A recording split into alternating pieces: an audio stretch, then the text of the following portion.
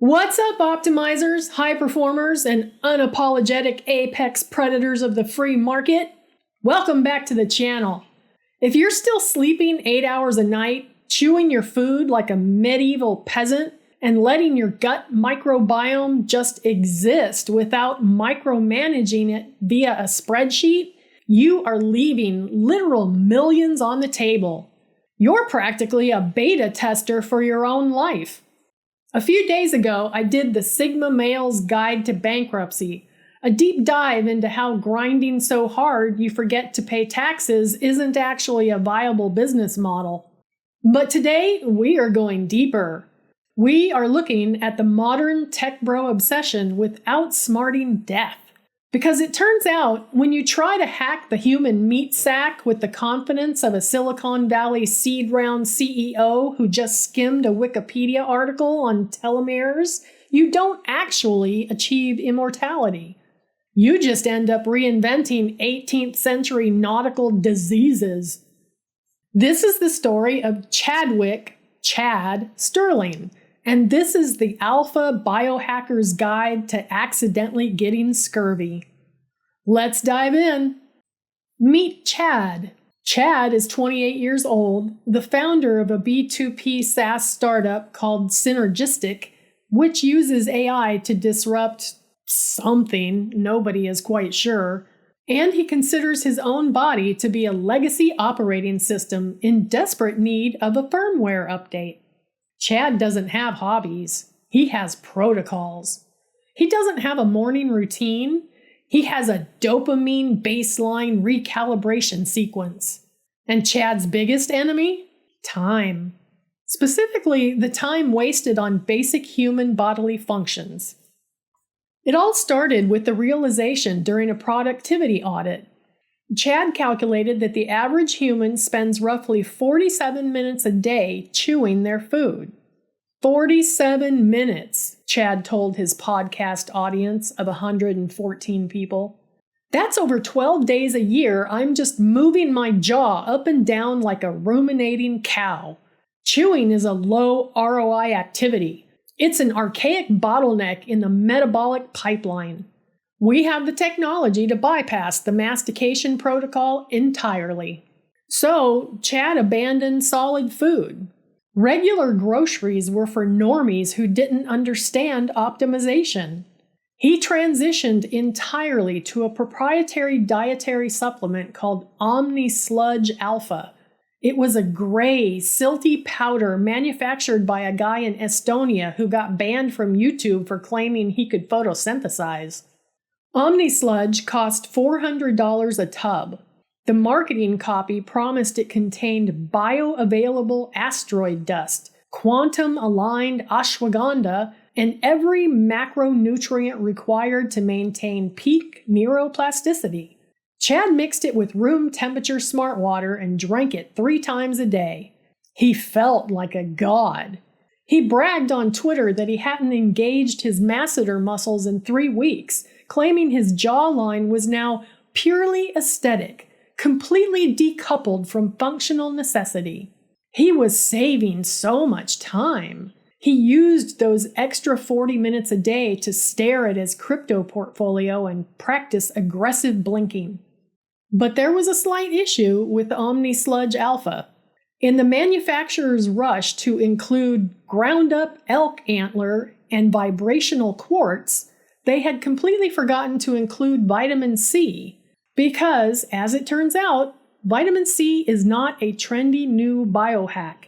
It's a basic building block of human connective tissue that we usually get from, an orange.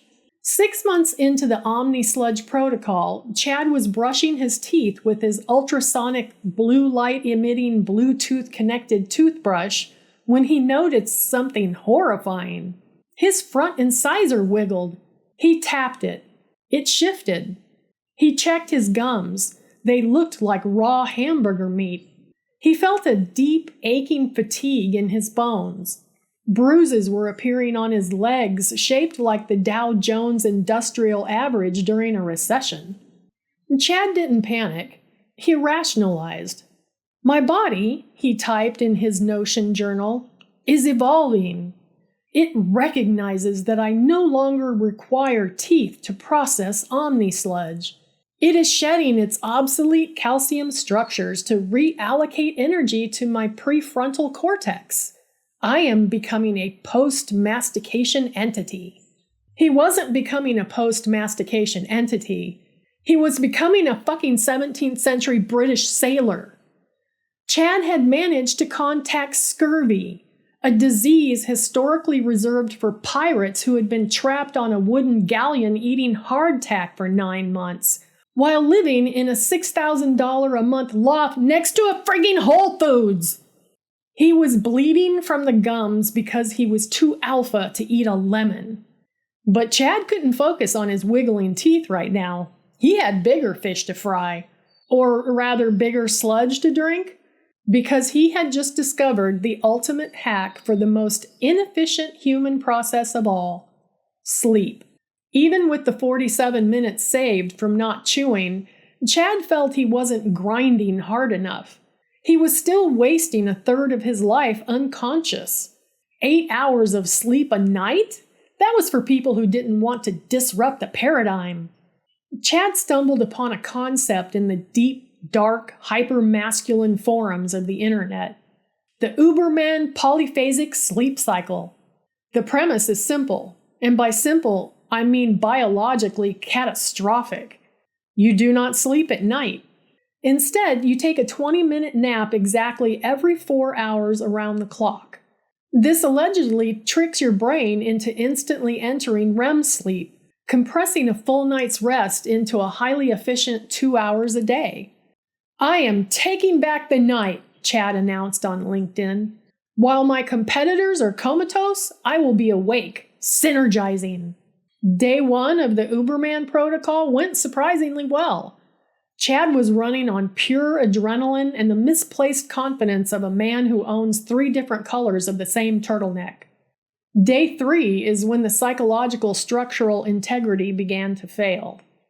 To maintain the strict 20-minute nap schedule, Chad had to set alarms, but standard alarms were too jarring for his optimized nervous system. So he hooked his smart home lights to flash violently in sequence, while a speaker blasted a recording of David Goggins screaming about carrying boats. By day 7, Chad's brain was misfiring. The human brain, when deprived of consolidated sleep, begins to forcibly insert micro-dreams into your waking hours. You start hallucinating while standing up. You lose the ability to distinguish reality from the feverish ramblings of your exhausted subconscious. This all culminated during the most important meeting of Chad's life, a Zoom pitch to Sequoia Capital for a $5 million seed round. It was 2:00 p.m. Chad was operating on roughly 70 minutes of fragmented, panic-induced sleep over the last 3 days. He was sitting at his standing desk, his gums bleeding slightly from the scurvy, his eyes wider than dinner plates staring into the webcam. On the other end of the call were 3 highly professional venture capitalists. The lead partner, a man named Gavin, was asking a standard question about their customer acquisition cost. "So, Chadwick," Gavin said, leaning into his camera, "can you walk us through the projected churn rate for Q3? Chad opened his mouth to answer, but his sleep-deprived brain decided that this exact moment was the perfect time to initiate REM sleep while his eyes were wide open. The Zoom background behind Gavin, a tasteful mahogany bookshelf, began to warp. The shadows lengthened. Out from behind Gavin's chair stepped a tall, featureless entity made entirely of static and darkness. The shadow person, a classic symptom of extreme sleep deprivation. Chad froze. He stared at the screen, completely ignoring Gavin, and locked eyes with the spectral thing only he could see. "Gavin," Chad whispered, his voice trembling. "Gavin, don't look behind you." The 3 investors exchanged bewildered glances. "Excuse me?" Gavin asked. "He's right there, Gavin," Chad said, leaning closer to his webcam, his scurvy loosened tooth whistling slightly as he spoke. The Shadow Man. He's looking at your term sheet. Do not give him equity, Gavin. His vesting schedule is eternal. Chadwick, are you feeling all right? Another investor asked, deeply concerned. I am optimal, Chad screeched, suddenly slamming his fist on the desk. My REM cycles are compressed. My jaw is obsolete. Listen to me, Shadow Demon. You cannot short my stock. I am operating on pure asteroid sludge. Chad then attempted to maintain eye contact with the hallucination while trying to screen share a PowerPoint presentation. He missed the button and accidentally shared his Spotify playlist, which was just 400 hours of binaural beats titled Womb Frequencies for C-Suite Execs. The investors ended the call. Chad didn't notice. He spent the next 20 minutes pitching his startup to the shadow person before his David Grogan's alarm went off, terrifying him so badly he fell backward over his ergonomic kneeling chair. Despite losing the funding and hallucinating a spectral venture capitalist, Chad doubled down. The problem wasn't the protocols, he reasoned. The problem was that he wasn't tracking enough data. He was flying blind. To truly optimize, you must quantify. Chad became a walking cyborg. He wore an Aura ring on his finger, a Whoop strap on his wrist, a Garmin watch on the other wrist, and a continuous glucose monitor, or CGM, stabbed into his tricep. He looked like he had been magnetically dragged through the wearable tech aisle at Best Buy. He tracked 45 different biomarkers daily: heart rate variability, blood oxygen, deep sleep duration, stress levels, skin temperature, and the exact pH of his saliva. He spent 3 hours every morning just downloading the data from his own body into a master spreadsheet. Because of the polyphasic sleep cycle, his mornings technically didn't exist, but his protocol alpha started at 4 o'clock a.m. At exactly 4 o'clock a.m., Chad would drag his sleep-deprived, scurvy-ridden body out of his $10,000 cooling mattress, which he only used for 20 minutes at a time, and plunge himself into a chest freezer he had converted into an ice bath. Cold exposure, Chad shivered into his vlog camera, his lips turning a terrifying shade of blue. It activates brown fat. It shocks the vagus nerve. It builds mental calluses. What it actually did was send his already fragile, nutrient-starved cardiovascular system into a state of sheer panic. His Whoop strap would constantly buzz, essentially sending him push notifications that said, "Bro, please, I think we are dying." After the ice bath came the photobiomodulation. Chad bought a massive panel of high-intensity red lights. The internet promised him that red light therapy would increase mitochondrial function and stimulate collagen production. But Chad, being an alpha, decided that just pointing it at his skin was a beta move. The brain is the engine, he reasoned. I need to irradiate my pineal gland directly. So, Chad would sit naked on his living room floor, dripping freezing water, while shoving 2 smaller tactical red light wands aggressively up his nostrils, trying to shine lasers into his own brain while breathing in a specific 4-7-8 rhythm. Good Lord. He was tracking his glucose monitor furiously. He didn't eat carbohydrates. Remember, he only consumed the gray Omni-Sludge, so his blood sugar was always a flat, depressing line. But every time it ticked up by 1 point, he would punish himself with 50 burpees. Chad was attempting to cheat death, but to any outside observer, it looked like he was subjecting himself to an incredibly elaborate, highly expensive form of medieval torture. He was exhausted. He was malnourished. His teeth felt like piano keys in a termite-infested saloon, but his spreadsheet said his readiness score was at 82%, so he kept pushing. He was reaching the absolute limits of human endurance. But Chad had one final frontier to conquer, the most elusive, mysterious, and highly touted biological system of the 2020s, the gut microbiome. Chad had been reading studies on longevity. He learned that the bacteria in your gut control everything from your immune system to your mood. He looked at his own gut data, which he somehow obtained through a mail-in stool analysis startup, and was horrified. His gut flora was categorized as suboptimal. It was weak. It was beta bacteria. "I cannot have a beta gut," Chad muttered to himself, his red light irradiated nostrils flaring. "I need alpha flora. I need the microbiome of a conqueror." He read about fecal microbiota transplants, FTM.